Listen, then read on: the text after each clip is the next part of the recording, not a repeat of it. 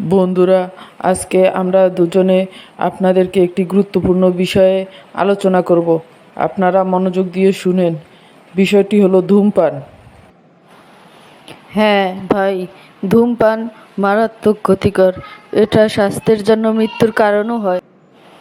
তার চেয়ে বড় কথা হলো, আমরা যারা মুসলমান তাদের এই ধূমপান করা উচিত নয়। যে ব্যক্তি ধূমপান করে তার থেকে ফেরেশতা 40 হাত দূরে থাকে। তারপরে ধূমপান করলে 70 দিনের ইবাদত কবুল হবে না, কারণ ধূমপান তামাকজাত দ্রব্য হারাম। আল্লাহ তাআলা হারাম করেছে এগুলা।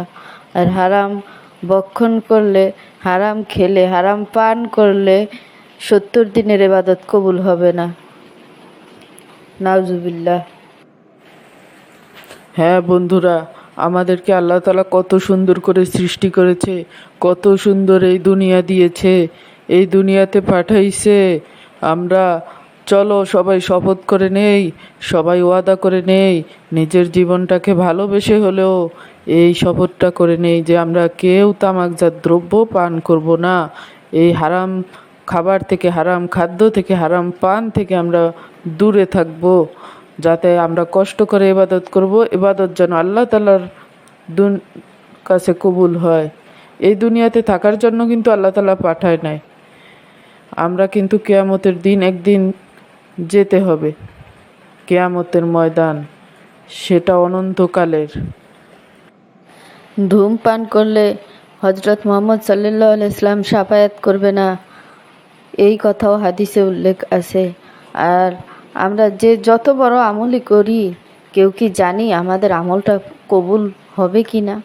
অন্যান্য নবীদের কাউমগুলোকে পর্যন্ত হজরত মুহাম্মদ সাল্লাল্লাহু আলাইহি সাল্লাম শাফায়াত ছাড়া অন্যান্য নবীরা পর্যন্ত জান্নাতের সুঘ্রাণও পাবে না, জান্নাতের কাছে যেতে পারবে না।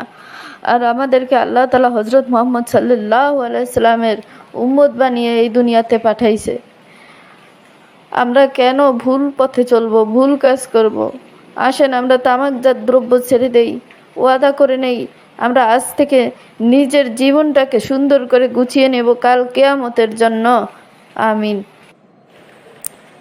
হ্যাঁ বন্ধুরা, আমার চ্যানেলটি ভালো লাগলে লাইক, সাবস্ক্রাইব করে দিও। কিছু জানার থাকলে কমেন্টে জানিয়ে দিও।